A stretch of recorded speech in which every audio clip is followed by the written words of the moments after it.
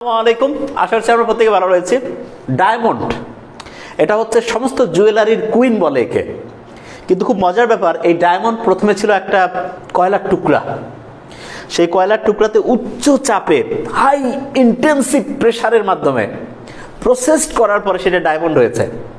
তার মানে কয়লার মতো কালি জাতীয় জিনিসও ঠিকভাবে যদি কন্ট্রোল ওয়েতে হাই প্রেসারের মাধ্যমে সেটাকে ইচ্ছে করলে ডায়মন্ডে পরিণত করা যায়। তা আমাদের যে এই 42nd স্পেশাল বিসিএস যত কাছাকাছি আসবে, আমরা যদি এটাকে কন্ট্রোল ওয়েতে পড়তে পারি আমাদের রেজাল্ট তত ভালো হবে। কেন? কারণ অনেকেই আছে না যে প্রেসারকে কিভাবে কন্ট্রোল করতে হয়। প্রেসারকে ঠিকভাবে কন্ট্রোল, প্রেসার বলতে আমি বুঝাচ্ছি এটাকে কি বলবো, যে একটা প্রচণ্ড রকমের স্ট্রেসও বলা যেতে পারে। এই স্ট্রেসফুল কন্ডিশনকে যদি আমরা কন্ট্রোল করে ঠিকভাবে হচ্ছে যে চলতে পারি, তাহলে দেখা যাবে অসাধারণ হচ্ছে একটা ইমপ্রুভমেন্ট চলে আসবে। এবং এখন যে সময় রয়েছে, এখন ইচ্ছে করলে একদিনে মিনিমাম 3 দিনের পড়া পড়া যায়, একদিনে 3 দিনের পড়া। আমরা যারা ঢাকা শহরে মাঝে মধ্যে যাই জানি যে সকাল ওই 9টা থেকে 11টা এমন জ্যাম থাকে যে 2 ঘন্টায় যে রাস্তা যাওয়া যায়, ভোরে সেই রাস্তা 5 মিনিটে থেকে 10 মিনিটে চলে যাওয়া যায়। ঠিক তেমনি করে আপনার মাথার মধ্যেও কিন্তু মাঝে মধ্যে রিডিং জ্যাম লাগে।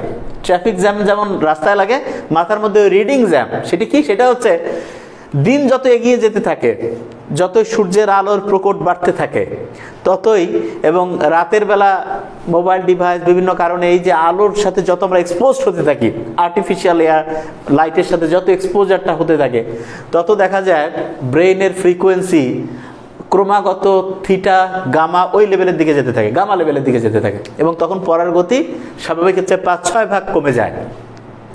এই কারণে আমি বলবো যারা একদম অনেস্টলি চায় যে এবার আমার বিসিএসটা হতেই হবে, তাদের জন্য আমাদের সাজেশন হচ্ছে যত আর্লি পারেন ঘুম থেকে উঠুন, যত তাড়াতাড়ি পারেন ঘুমিয়ে যান। যদিও আমরা এই ভিডিওগুলো এখন একটু রাতে রেকর্ড করছি, তবে আগামী 2-1 দিনের মধ্যে সমস্ত ভিডিও আমরা ইনশাল্লাহ মর্নিং থেকে রেকর্ড করে সকাল সকাল ছাড়া শুরু করে দেবো ইনশাল্লাহ। আর একদিনে যদি আমরা 3 দিনের পর পড়তে পারি, যে 90-85 দিন মিনিমাম রয়েছে, ম্যাক্সিমাম তো পরিস্থিতির কারণে আরো অনেক বাড়তে পারে, এই 2.5-3 মাস সময়ের মধ্যে গড় পড়তে 7 থেকে 9 মাসের প্রিপারেশন নেওয়া সম্ভব। তা ভয় পাওয়ার তো কোনো কারণ নেই, একদম আত্মবিশ্বাসের সাথে পড়তে হবে এবং হা হুতাশ করার কিছু নাই। আমরা মেডিকেল সায়েন্স এবং জেনারেল, বিলিভ মি, একদম ইজি হয়ে যাবে ইনশাল্লাহ। জেনারেলের কোনো জিনিস থাকবে না যেটা আপনি পারবেন না। জেনারেলের যারা একদম সুপারহিট প্রিপারেশন নেয় তাদের চেয়ে আপনাকে ইনশাল্লাহ ভালো অংশ প্রিপারেশন হয়ে যাবে ইনশাল্লাহ। আর মেডিকেল সায়েন্স বিশ্বাস করেন, আপনাদের যেই পরিমাণ পড়াশোনা আছে মেডিকেল সায়েন্সে আপনাদের জাস্ট খালি হচ্ছে বুঝাই দিতে হবে যে কোন জায়গাটা ফোকাস করে পড়তে হবে।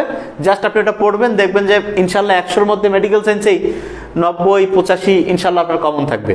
10-15টা কোশ্চেন এদিক ওদিক হতে পারে। তবে এখানে একটা জিনিস বলে রাখি, মেডিকেল সায়েন্সের যে বিসিএস এর সিলেবাস আছে, সেই সিলেবাস এইটার সাথে পোস্ট গ্রাজুয়েশনের এফসিপিএস এমডিএমএস এর সিলেবাস কখনোই কম্পেয়ার করবেন না। যে কম্পেয়ার করে পড়বে তিনি পরিশ্রম বেশি করবে, কিন্তু অ্যাচিভমেন্ট রেজাল্টের দিক থেকে কি হবে আল্লাহ ভালো জানে। গোটাল কোশ্চেন্স অ্যানালাইসিস করে তা আপনাদের যে সিলেবাস আছে সেটা অ্যানালাইসিস করে দেখেছি যে কোশ্চেন্স প্রচণ্ড রকমের, মানে যেটাকে বলে সিলেবাস ওরিয়েন্টেড কোশ্চেন্স বিসিএস এ 39-এ হয়েছে এবং আপনাদেরও হবে। সেক্ষেত্রে কোন কোন টপিক্সের কি কি পড়তে হবে জাস্ট আপনাদেরকে একটু বলে দিলেই দেখবেন যে খুব সুন্দর করে পারবেন। এবং নেক্সট যে পরীক্ষাগুলো হবে এই মেডিকেল সায়েন্সের মোস্ট কমন কোশ্চেন্সগুলো, এবং প্রত্যেকটা এই পরীক্ষা কিন্তু 100 মার্কসের পরীক্ষা হবে, এখন 200 মার্কস করে ওগুলো হবে না।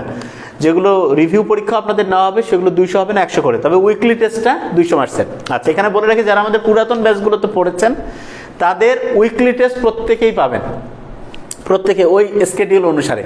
তবে অনেকে আমাদেরকে বলেছে ভাই আমরা বিভিন্ন কারণে পড়াটা থেকে একদমই পিছিয়ে পড়েছি, আমাদেরকে একটু নতুন ব্যাচের সুযোগ করে দিলে সুবিধা হয়।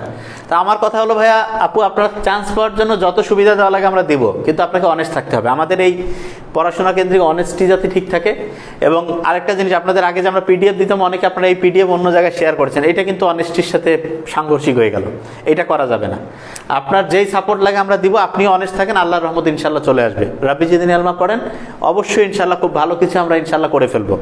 তাহলে এখন যে টাইমটা আছে এই টাইমটাকে ঠিকভাবে ইউটিলাইজ করার জন্য যত আর্লি পারা যায় পড়ার মধ্যে চলে আসি, এবং রেগুলারিটির উপর যদি আমরা পড়ি, একদম দেখেন যে 160-70 নাম্বার নিয়ে ইনশাল্লাহ প্রিলিমিনারিতে আমরা টিকবো। কেন? কারণ এবার খুব অসাধারণ পড়াশোনা হবে। যে অবস্থায় আমরা এখনো আছি সবচেয়ে পিছিয়ে পড়া যে শূন্য থেকে শুরু করবে তিনিও যাতে টিকতে পারে সেভাবে আমরা শুরু করব। এবং নতুন ব্যাচগুলো 7 তারিখ থেকে শুরু হয়ে যাবে, 7 ডিসেম্বর। যাদের প্রবলেমগুলো আছে আমাদেরকে জানিয়েছেন, তাদেরকে আমরা বিভিন্ন ব্যাচগুলোতে যুক্ত করে ফেলবো। আর ভিডিও থেকে শুরু করে সব কিছু এখন আপ টু ডেট হয়ে যাবে, সব কিছু ওয়েল ওরিয়েন্টেড এবং রেগুলার রেজাল্ট চলে আসবে। আচ্ছা, আপনাদের নতুন আরেকটা স্কেডিউল আমরা শুক্রবার শনিবারের মধ্যে দিয়ে দেবো। এখানে বলে রাখি, মোস্ট অফ দ্য এক্সপিরিয়েন্স আল্লাহর মধ্যে পাঠিয়েছেন, তাদের মধ্যে সবচেয়ে ভালো যে 5 জন আজকে ডায়েরি লিখেছেন আমাদের দৃষ্টিতে, তাসনিম আতিয়া শেষে 733 মোবাইল নাম্বার, কামরুল হাসান শেষে 230 মোবাইল নাম্বার, হিমেল রহমান শেষে 539 mobile number, Rafiq Hasan 742 mobile number, Aparna Chatterjee কিভাবে হলো জানি না 279। তাহলে আমরা যেটা বলতে চাচ্ছি সেটা হচ্ছে যে আমরা প্রত্যেক দিনে ডায়েরি লেখাটায় ফিরে আসি, পড়াশোনা কেন্দ্রিক সম্পূর্ণ ফোকাসড করে ফেলি। দেখেন আপনাকে কিভাবে ইনশাল্লাহ পিলিতে তো টিকবে নেই, কিন্তু কত বেশি নাম্বার নিয়ে আপনি পিলিতে টাকেন সেই ব্যাপারটা, এবং একজন বিসিএস অ্যাসপিরেন্ট যাতে মানে নাম্বার কম না পেয়ে বেশি পেয়ে যাতে টিকতে পারে প্রত্যেকেই, সেই ব্যাপারটা আমরা ইনশাল্লাহ ফোকাস করছি।